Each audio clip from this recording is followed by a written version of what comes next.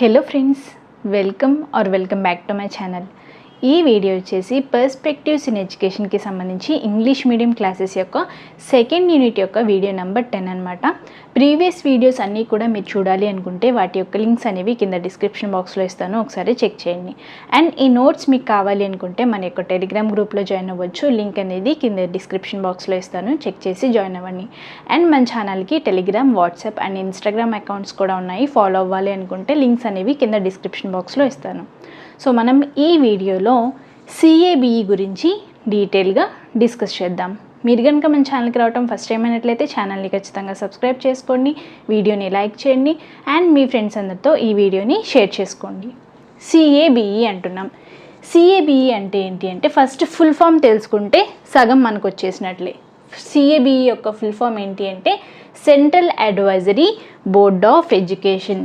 CABE యొక్క full form ఏంటి? Central advisory board of education అని చెప్పి అంటాం. CABE అనేది ఎప్పుడు ఫామ్ అయింది అంటే 1921లో ఫామ్ అవడం జరిగింది. ఏ కమిటీ యొక్క రికమెండేషన్స్ ప్రకారంగా ఫామ్ అయింది అంటే కోల్కతా యూనివర్సిటీ కమిషన్ 1917 యొక్క రికమెండేషన్స్ ప్రకారంగా ఈ CABE అనేది ఫామ్ అవడం జరిగింది.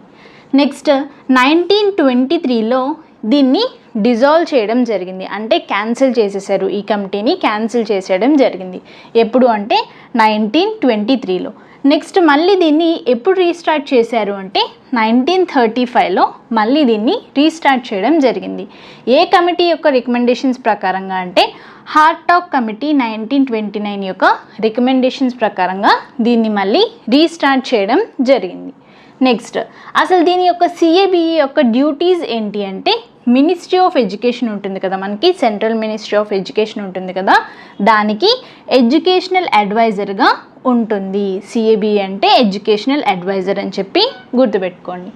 నెక్స్ట్ చైర్పర్సన్ ఎవరు? ఈ CABE యొక్క చైర్పర్సన్ ఎవరు అంటే సెంట్రల్ ఎడ్యుకేషన్ మినిస్టర్ చైర్పర్సన్గా ఉంటారు. ప్రజెంట్ 2025 నాటికి ప్రజెంట్ ఎడ్యుకేషన్ మినిస్టర్ ఎవరు అంటే ధర్మేంద్ర ప్రధాన్గా ఉన్నారు. ధర్మేంద్ర ప్రధాన్ మన కరెంట్ ఎడ్యుకేషన్ మినిస్టర్ అనమాట. ఓకేనా. నెక్స్ట్ దీని యొక్క డ్యూటీస్ ఏంటి అంటే ఎడ్యుకేషన్లో కొత్త ట్రెండ్స్ని తీసుకురావటం జరుగుతుంది. ఒకసారి క్విక్గా చూద్దామా. CABE అంటే ఏంటి? Central advisory board of education. ఎప్పుడు ఫామ్ అయింది? 1921లో ఫామ్ అవటం జరిగింది. ఏ కమిషన్ యొక్క రికమెండేషన్స్ ప్రకారంగా ఫామ్ అయింది అంటే కోల్కతా యూనివర్సిటీ కమిషన్ 1917 యొక్క రికమెండేషన్స్ ప్రకారంగా ఈ CABE అనేది ఫామ్ అవటం జరిగింది. దీన్ని 1923లో డిజాల్వ్ చేశారు, అంటే క్యాన్సిల్ చేయడం జరిగింది. నెక్స్ట్ 1935లో మళ్ళీ రీస్టార్ట్ చేశారు. ఏ కమిటీ ప్రకారంగా అంటే ఏ కమిటీ రికమెండేషన్స్ ప్రకారంగా అంటే హార్టాగ్ కమిటీ 1929 యొక్క రికమెండేషన్స్ ప్రకారంగా దీన్ని మళ్ళీ రీస్టార్ట్ చేయడం జరిగింది. నెక్స్ట్ దీని యొక్క రెస్పాన్సిబిలిటీస్ ఏంటి అంటే సెంట్రల్ ఎడ్యుకేషన్ మినిస్ట్రీకి మనకి ఎడ్యుకేషనల్ అడ్వైజర్గా ఉండటం జరుగుతుంది. నెక్స్ట్ చైర్పర్సన్గా ఎవరు ఉంటారు అంటే సెంట్రల్ ఎడ్యుకేషన్ మినిస్టర్ ఉంటారు. ప్రెజెంట్ మన యొక్క సెంట్రల్ ఎడ్యుకేషన్ మినిస్టర్ ఎవరు అంటే ధర్మేంద్ర ప్రధాన్.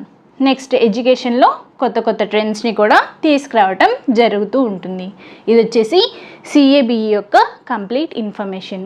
మన ఛానల్లో టెట్ అండ్ DICకి సంబంధించి అన్ని క్లాసెస్ కూడా ఫ్రీగా ప్రొవైడ్ చేయడం జరుగుతుంది.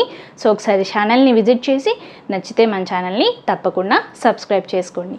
సో ఈ వీడియో కనుక మీకు నచ్చినట్లయితే తప్పకుండా మన ఛానల్ని సబ్స్క్రైబ్ చేసుకోండి, వీడియోని లైక్ చేయండి అండ్ మీ ఫ్రెండ్స్ అందరితో ఈ వీడియోని షేర్ చేసుకోండి. Thank you so much for watching this video.